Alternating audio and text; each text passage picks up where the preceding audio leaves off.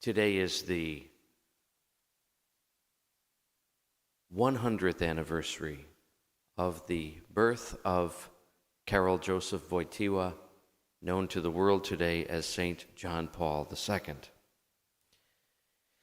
And it is a momentous day for the Church and the world, certainly one of the most consequential figures of the 20th century, one of the most consequential popes in many centuries. His rich body of magisterial teaching still remains to be fully unpacked and appreciated. The list of accomplishments in his long pontificate is truly staggering.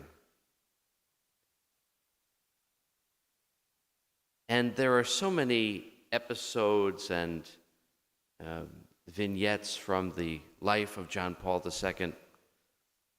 Oftentimes, he would invite groups of people to be with him for morning mass in his chapel there in his residence in the Vatican. And many people who were there, I never was there myself, but have heard the story told many times that when the chapel would open, the Holy Father would already be there in prayer. And there was a chair set up not far from the altar, and he'd be sitting there or kneeling there, and the guests at the Mass would quietly file into the seats as the Holy Father was praying. And after he was done praying, he'd go into the sacristy behind the sanctuary, vest for Mass, and then begin the celebration of Mass. So many people have said that when they got there, the Holy Father was praying, and he was groaning in prayer. Toward the end of his life, many people thought that it was because he was uncomfortable with his physical sufferings, but it wasn't that. He always prayed that way. His prayer was truly beyond words. His relationship with God was truly mystical. His priest secretary told the story that one afternoon, early on in the pontificate,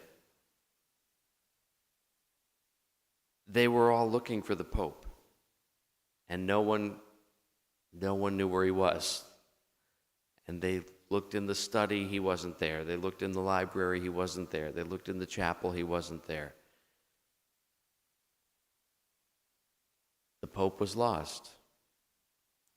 And they went back into the chapel, and they saw that he was lying face down on the chapel floor with his arms outstretched in the form of a cross, lost in prayer.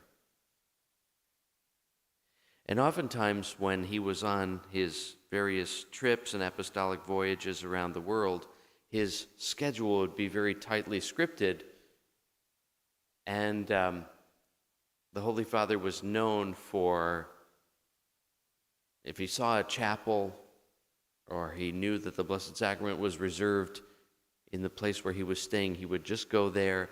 He would lose track of time, be absorbed in prayer, and he would throw the whole schedule off. He did that when he was in Baltimore in 1995.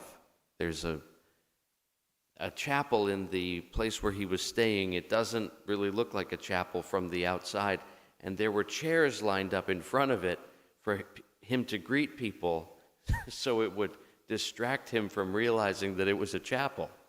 So when he got there and he was greeting people, he noticed the door and he pointed to it. He said, "Chapel?" And they said, "Yes, Holy Father, this is a chapel." So he shook his finger and they opened the door. They moved the chairs aside. They opened the door, and the Pope went in and prayed there and threw off the schedule, but they anticipated that he might do something like that. When he was in Denver in 1993 for World Youth Day and right before the Mass at Cherry Creek State Park, which was in many ways a turning point, a decisive moment for the church in the United States. It sort of electrified a whole new generation of young people. He was staying there in the residence of the Archbishop of Denver the night before. I once met the Secret Service agent who was stationed in the hallway to protect the Pope through the night. He was a Catholic, and he said that during the night, the Pope's bedroom door would open, and the Pope would go into the chapel and pray there before the Blessed Sacrament, undoubtedly praying for all the young people who would be there at Mass the next day. And then he'd go back into his room.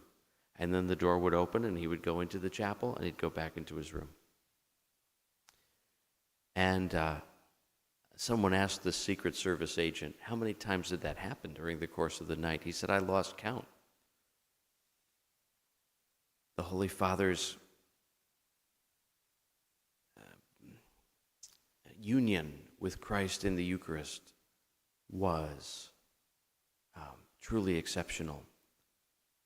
And in his last encyclical letter, Ecclesia de Eucharistia, he called the whole church to this sense of Eucharistic amazement. The inestimable reality that what appears to our senses as bread and wine is truly Christ himself. May St. John Paul II, born 100 years ago today, pray for all of us, and by his prayers help to reawaken in the soul of every disciple of Jesus Christ this Eucharistic amazement at the one who makes himself present in the most blessed sacrament for our salvation.